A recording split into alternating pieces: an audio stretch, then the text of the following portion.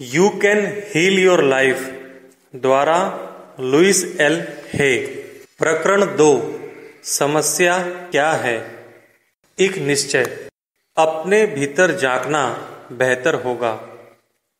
मेरा शरीर सही ढंग से कार्य नहीं करता। दर्द, रक्त निकलना, दुखना, टपकना, मरोड़, सूजन, जलन, बुढ़ापा, देखने में परेशानी, सुनने में परेशानी, शरीर सड़ रहा है और ऐसी कई परेशानियां। इसके साथ आपकी अपनी बनाई अन्य परेशानियां। मैं सोचती हूं कि मैंने ये सब सुना है। मेरे संबंध मेरे पक्ष में नहीं, उनमें घुटन है, किसी काम की नहीं, बहुत अपेक्षाएं रखते हैं, समर्थन नहीं देते, हमेशा आलोचना करते हैं, प्यार नहीं करते, कभी मुझे अकेला नहीं छोड़ते, हर बात मुझे कुरेदते रहते हैं, मेरे साथ परेशान नहीं होना चाहते, मुझे दबाते हैं, कभी मेरी बात नहीं सुनते, और भी ऐसी ही कई बातें। इसके अलावा और भी अवधारणाएं। बिल्कुल, मैंने ये सब सुना है। मेरी आर्थिक व्यवस्था सही नहीं है, आर्थिक स्थिति बेकार है, कभी कभार ठीक होती है, काफी नहीं, मेरी पहुंच से बाहर, बहुत ज्यादा खर्च होता है, बिल अदा नहीं होते, पैसा हाथों से निकल जाता है, और भी अन्य बातें। स्वयं आपके द्वारा उत्पन्न और भी कई बातें। निश्चित ही मैंने ये सब बातें सुनी हैं। मेरा जीवन बेकार है। मैं जो करना चाहता हूं वह कभी नहीं कर पाता। मैं किसी को खुश नहीं कर पाता। मैं स्वयं नहीं जानता कि मैं क्या करना चाहता हूं। मेरे पास अपने लिए कभी समय नहीं होता। मेरी जरूरतों और इच्छाओं की पूर्ति नहीं होती। मैं केवल दूसरों को खुश करने के लिए यह कर रहा हूं। मैं बस एक पायदान की तरह हूं। किसी को परवाह नहीं है कि मैं क्या करना चाहता हूं। मुझ में कोई काबिलियत नहीं है। मैं कुछ भी सही नहीं कर सकता। मैं बस टाल मटोल करता हूं। कोई भी चीज मेरे काम नहीं आती, और भी बहुत कुछ। इसके साथ जो भी आपने अपने लिए सोचा हो, मैंने ऐसा बहुत कुछ सुना है। जब भी मैं अपने नए ग्राहक से पूछती हूं कि उसके जीवन में क्या चल रहा है, तो आमतौर पर उपर्युक्त जवाबों में से कोई मिलता है, या इन जवाबों में से कई। उन्हें वास्तव में लगता है कि वे समस्याओं को जानते हैं, लेकिन मैं जानती हूं कि ये शिकायतें केवल आंतरिक विचार प्रारूपों के बाहरी प्रभाव हैं। आंतरिक विचार प्रारूपों की सतह के नीचे एक और अधिक गहरा, अधिक मूलभूत प्रारूप है, जो सभी बाहरी प्रभावों का आधार है। जब मैं कुछ मूलभूत प्रश्न पूछती हूं, तो उनके द्वारा इस्तेमाल किए गए शब्दों पर ध्यान देती हूं। आपके जीवन में क्या चल रहा है? आपका स्वास्थ्य कैसा है? आप अपना निर्वाह कैसे करते हैं? क्या आपको अपना काम पसंद है? आपकी आर्थिक स्थिति कैसी है? आपका प्रणय जीवन कैसा है? पिछला रिश्ता कैसे समाप्त हुआ था, और उससे पहले का रिश्ता किस प्रकार समाप्त हुआ था? अपने बचपन के बारे में संक्षिप्त में बताएं। मैं शरीर की मुद्राएं और चेहरे की भाव भंगिमाएं देखती हूं, लेकिन अधिकांशतः मैं उनके शब्दों को सुनती हूं। विचार और शब्द हमारे भावी अनुभवों को जन्म देते हैं। जब मैं उन्हें बात करते हुए सुनती हूं, तो मैं सहजता से उनकी समस्याओं के कारण समझ जाती हूं। हमारे शब्द हमारे अंदरूनी विचारों के बारे में बताते हैं। कभी कभार उनके शब्द उनके अनुभवों से मेल नहीं खाते, जिनका वे वर्णन करते हैं। फिर मैं समझ जाती हूं कि या तो वे वास्तव में नहीं जानते कि क्या हो रहा है, या फिर वे मुझसे झूठ बोल रहे हैं। इनमें से एक शुरुआती बिंदु है, और हमारी बात शुरू होने के लिए आधार बनते हैं। अभ्यास मुझे करना चाहिए। अगली चीज जो मैं करती हूं, वह है उन्हें एक पैड, एक कलम देना और किसी कागज पर सबसे ऊपर यह लिखने के लिए कहना, मुझे यह करना चाहिए। उन्हें उपरोक्त वाक्यों को पूरा करने के 5 या 6 तरीकों की एक सूची बनानी होती है। कुछ लोगों को शुरुआत करने में कठिनाई होती है, और कुछ के पास लिखने के लिए इतनी बातें होती हैं कि उन्हें रोकना मुश्किल होता है। इसके बाद मैं उन्हें अपने सामने एक बार में एक सूची को पढ़ने के लिए कहती हूं, जिसमें हर वाक्य मुझे करना चाहिए से शुरू होता है। जब वे पढ़ते हैं तो मैं पूछती हूं क्यों।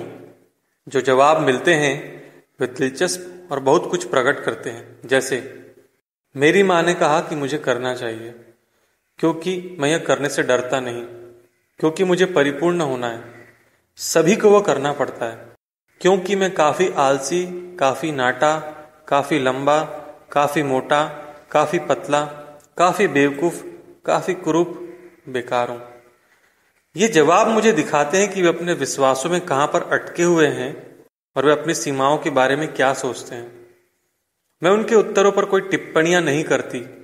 जब उनकी सूची समाप्त हो जाती है तो मैं चाहिए शब्द के बारे में बात करती हूँ। देखिए, मैं मानती हूं कि चाहिए शब्द हमारी भाषा के सबसे नुकसानदायक शब्दों में से एक है। एक बार जब हम चाहिए का इस्तेमाल करते हैं, वास्तव में हम गलत कह रहे होते हैं। या तो हम गलत है, या हम गलत थे, या हम गलत होने वाले हैं। मुझे नहीं लगता कि हमारे जीवन में और गलतियों की जरूरत है। हमारे पास चयन की ज्यादा आजादी होनी चाहिए। मैं चाहिए शब्द को हमेशा के लिए शब्दावली से निकालना चाहूंगी। मैं उसके स्थान पर सकता हूं रखना चाहूंगी। सकता हूं हमें आजादी देता है और हम कभी गलत नहीं होते। इसके बाद मैं उन्हें उस सूची को फिर से एक बार में एक बात पढ़ने के लिए कहती हूँ, मगर इस बार हर वाक्य को यदि मैं चाहता तो मैं कर सकता से शुरू करने के लिए कहती हूँ। यह इस विषय पर एक नई रोशनी डालता है। जब वे ऐसा करते हैं तो मैं सौम्यता से उनसे पूछती हूँ, आपने ऐसा क्यों नहीं किया? अब अलग अलग उत्तर मिलते हैं। मैं नहीं करना चाहता, मैं डरता हूं, मैं नहीं जानता कि कैसे करना चाहिए, क्योंकि मैं उतना अच्छा नहीं हूं, और भी बहुत कुछ। हम अक्सर पाते हैं कि वे बरसों से खुद को किसी ऐसे कार्य आदि के लिए कमजोर समझते रहे हैं जो वे कभी करना ही नहीं चाहते थे, या वे कुछ ऐसा न करने के लिए अपनी आलोचना करते रहे हैं जिसे करने का उनका विचार ही नहीं था। अक्सर ऐसा था कि किसी और ने कहा कि उन्हें करना चाहिए। जब इस कार्य को देखें तो उसे चाहिए की सूची से निकाल सकते हैं। कितनी राहत की बात है ये। ऐसे लोगों को देखिए जो खुद को जबरदस्ती वर्षों तक ऐसे करियर में रखने की कोशिश करते हैं जो उन्हें नापसंद होता है, सिर्फ इसलिए कि उनके माता पिता ने कहा कि उन्हें डेंटिस्ट बनना चाहिए या शिक्षक बनना चाहिए। कितनी बार हमने हीन भावना महसूस की क्योंकि हमें कहा गया था कि हमें किसी अन्य रिश्तेदार की तरह अधिक स्मार्ट या अधिक अमीर या अधिक रचनात्मक होना चाहिए। आपकी चाहिए की सूची में क्या है जिसे हटाकर आपको राहत महसूस होगी?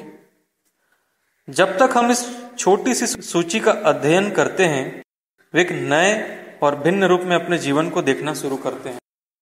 वे ध्यान देते हैं कि ऐसे कई कार्यों के बारे में वे सोचते थे कि उन्हें करने चाहिए, वे ऐसे कार्य थे जिन्हें वे कभी नहीं करना चाहते थे और वे केवल दूसरों को खुश करना चाहते थे। कई बार ऐसा इसलिए कि वे डरते हैं या ऐसा महसूस करते हैं कि वे उतने प्रतिभाशाली नहीं हैं। अब समस्या बदल रही है क्योंकि वे किसी और के मानदंडों पर खरे नहीं उतर रहे थे।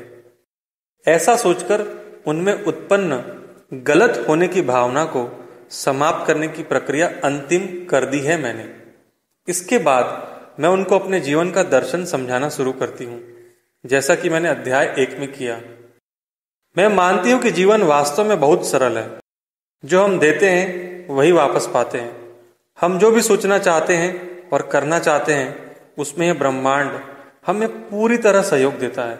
जब हम छोटे होते हैं तो हम अपने आसपास के बड़े बुजुर्गों की प्रतिक्रियाओं से अपने और जीवन के बारे में महसूस करना सीखते हैं। ये विचार जो भी हो, वे हमारे बड़े होने पर अनुभवों के रूप में फिर से हमारे सामने आएंगे।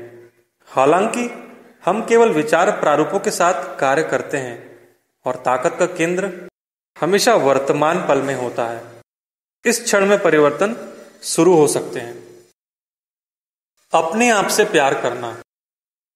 मैं यह समझना जारी रखती हूं कि चाहे उनकी समस्याएं दिखने में जो भी हो, मैं किसी के भी साथ केवल एक बात पर काम करती हूं और वह है अपने आप से प्यार करना।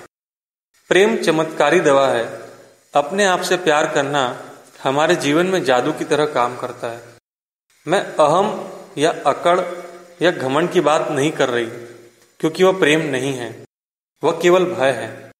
मैं अपने प्रति अधिक सम्मान और हमारे शरीर व दिमाग के चमत्कार के लिए आभार की भावना की बात कर रही हूँ। मेरे लिए प्रेम ऐसे स्तर तक सराहना है कि मेरा दिल भर के छलकने लगता है। प्यार किसी भी दिशा में जा सकता है। मैं प्रेम को इस तरह महसूस कर सकती हूँ। स्वयं जीवन की प्रक्रिया, जीवित होने का आनंद, जो सौंदर्य में देखती हूँ, अन्य व्यक्ति, ज्ञान, दिमाग की प्रक्रिया, हमारे शरीर और जिस रूप में वे काम करते हैं, जानवर, पक्षी, मछली, वनस्पति, अपने सभी रूपों में, ब्रह्मांड और जिस रूप में वह कार्य करता है। आप इस सूची में और क्या जोड़ सकते हैं? चलिए देखते हैं कि किस तरह से हम अपने आप से प्रेम नहीं करते।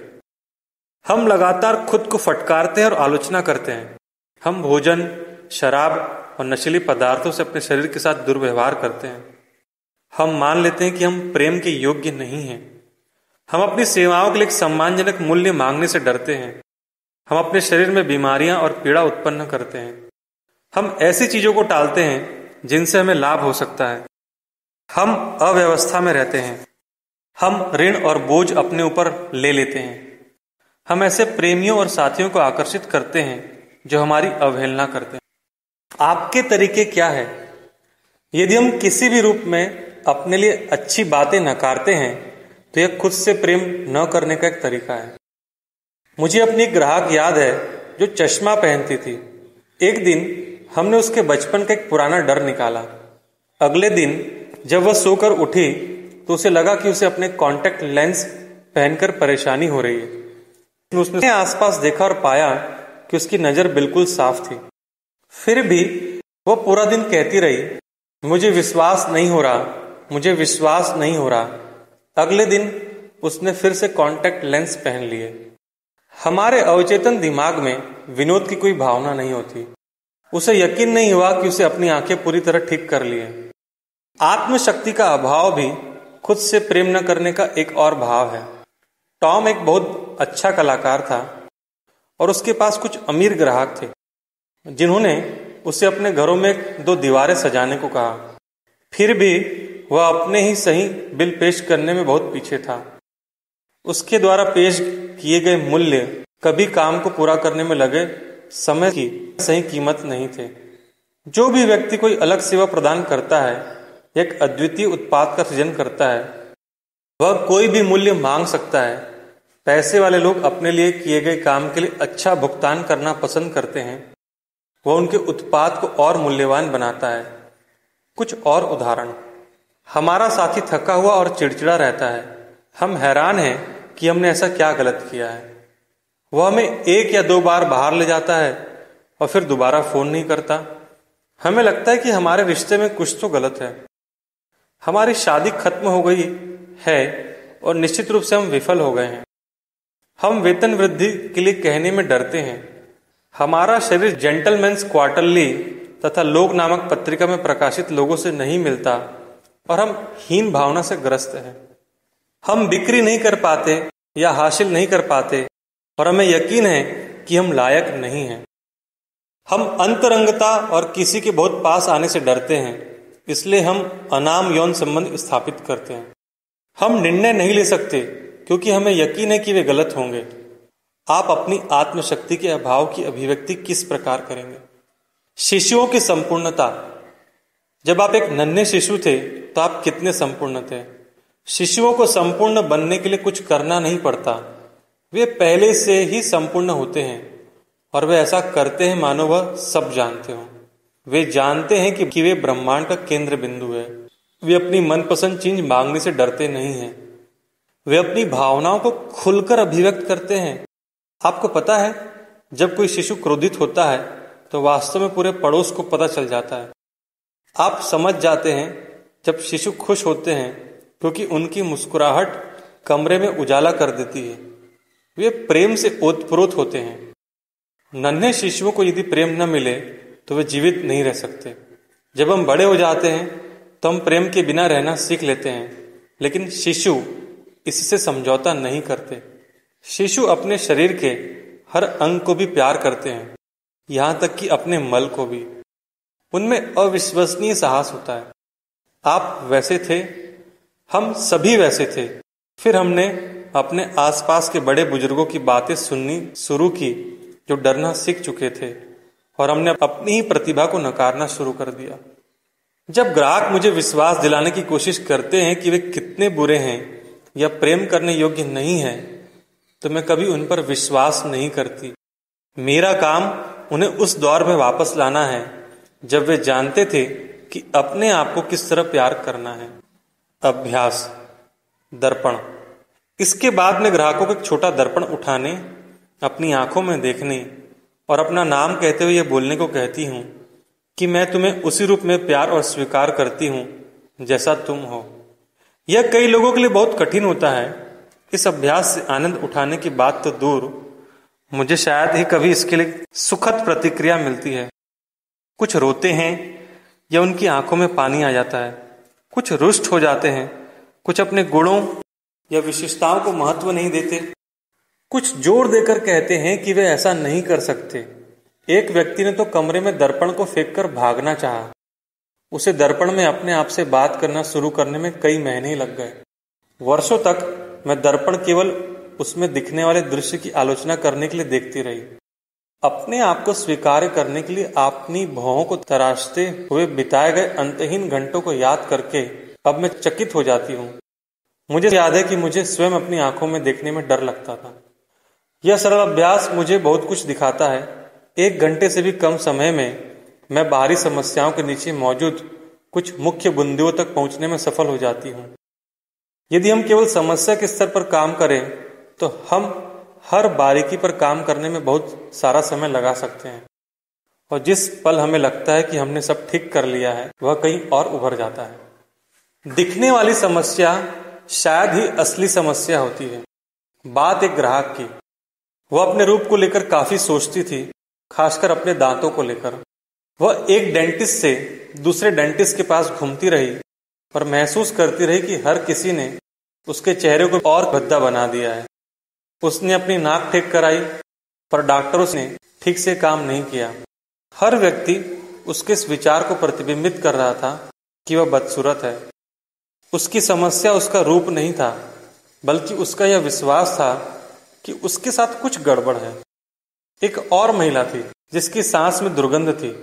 उसके आसपास रहना असहज था। वह मंत्री बनने के लिए पढ़ाई कर रही थी और उसका बाहरी व्यवहार पवित्र और आध्यात्मिक था। उसके नीचे दबे हुए गुस्से और ईर्ष्या की एक लहर थी जो तब बाहर आती थी जब उसे लगता था कि कोई उसके पद के लिए खतरा बन सकता है।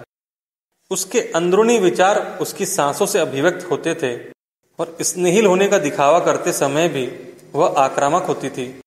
उसे और किसी से नहीं, बल्कि खुद से खतरा था। वह सिर्फ 15 वर्ष का था जब उसकी माँ उसे मेरे पास लाई। उसे हॉजकिंस बीमारी, यकृत बढ़ने का एक रोग थी, और उसके पास सिर्फ 3 महीने थे। उसकी माँ स्वाभाविक रूप से बहुत ही परेशान थी और उससे बात करना मुश्किल था, लेकिन वह लड़का बुद्धिमान और चतुर था और जीवित रहना चाहता था। वह मेरी हर बात मानने को तैयार था, जिसमें उसके सोचने और बोलने का तरीका बदलना भी शामिल था। उसके माता पिता अलग हो चुके थे और हमेशा बहस करते थे।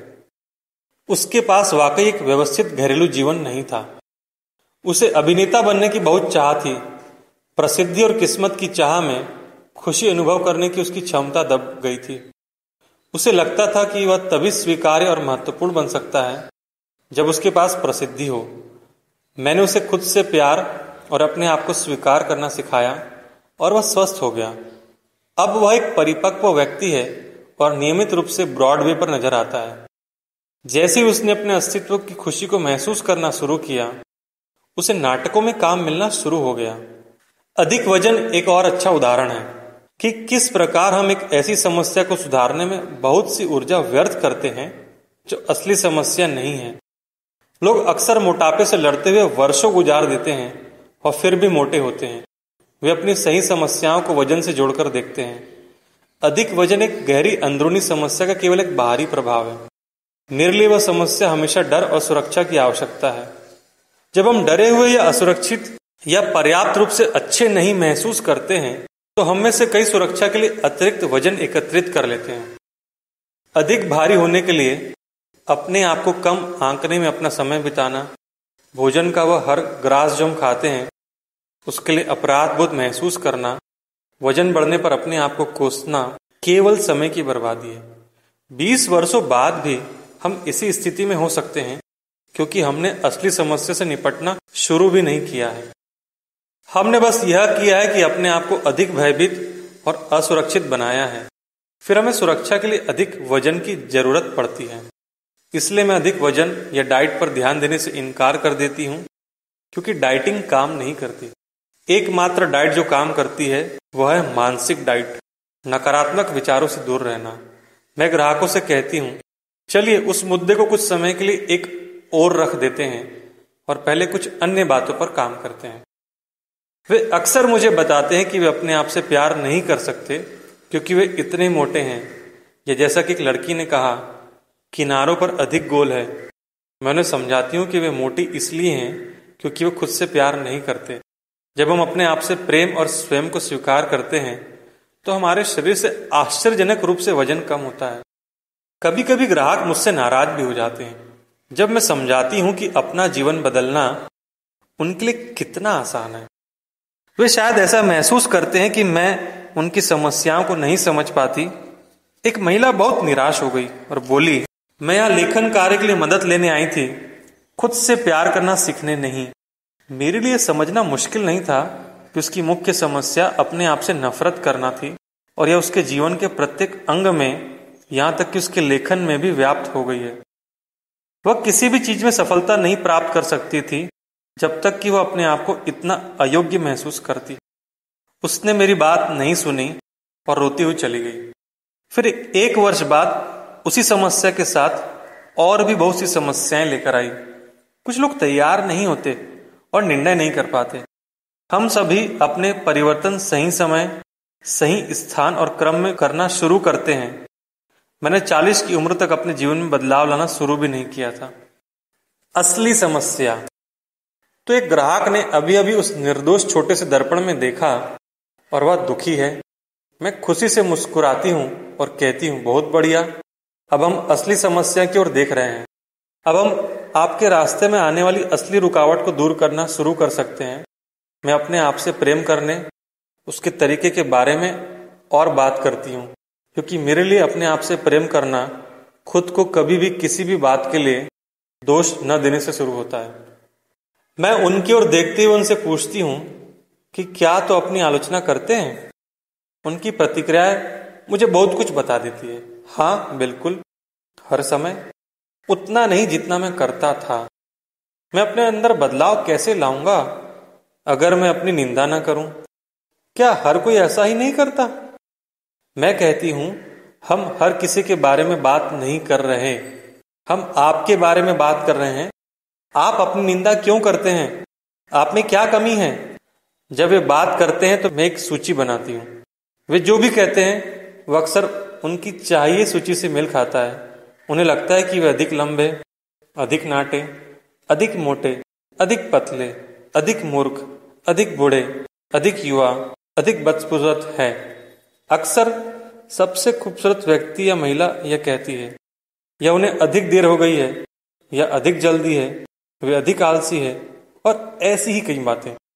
ध्यान दीजिए कि लगभग हमेशा सब कुछ अधिक होता है। अंत में हम समस्या के आधार पर पहुंचते हैं और वह कहते हैं, मैं उतना बेहतर नहीं हूं। वाह वाह, आखिरकार हमने असली समस्या को खोज लिया है। वे अपनी आलोचना करते हैं क्योंकि उन्होंने यह मान लिया है कि वे उतने अच्छे नहीं हैं। ग्राहक हमेशा चकित होते हैं कि हम कितनी जल्दी इस मुद्दे पर पहुंच गए हैं। अब हमें किसी दुष्प्रभाव या साइड इफेक्ट जैसे शारीरिक समस्याओं, रिश्तों की समस्याओं, पैसे की समस्याओं या रचनात्मकता के अभाव के बारे में परेशान होने की जरूरत नहीं। हम अपनी सारी ऊर्जा, सारी समस्याओं की जड़ अपने आप को प्यार न करना के समाधान में लगा सकते हैं। इस जीवन की अनंतता में जहां मैं हूं, सब संपूर्ण और परिपूर्ण है। दिव्य शक्ति सदैव मुझे सुरक्षा देती है और राह दिखाती है। मुझे अपने अंदर झांकने में कोई खतरा नहीं है। मुझे अतीत की ओर देखने में कोई खतरा नहीं है। मेरे लिए जीवन के प्रति अपना दृष्टिकोण विस्तृत करना सुरक्षित है। मैं अपने व्यक्तित्व, अतीत, वर्तमान या भविष्य से कहीं अधिक हूं। मैं अब अपने व्यक्तित्व की समस्याओं से ऊपर उठना चाहता हूं। ताकि अपने अस्तित्व की महिमा को जान सकूं। मैं पूरी तरह अपने आप से प्यार करना सीखने को तैयार हूं। मेरी दुनिया में सब कुछ अच्छा है।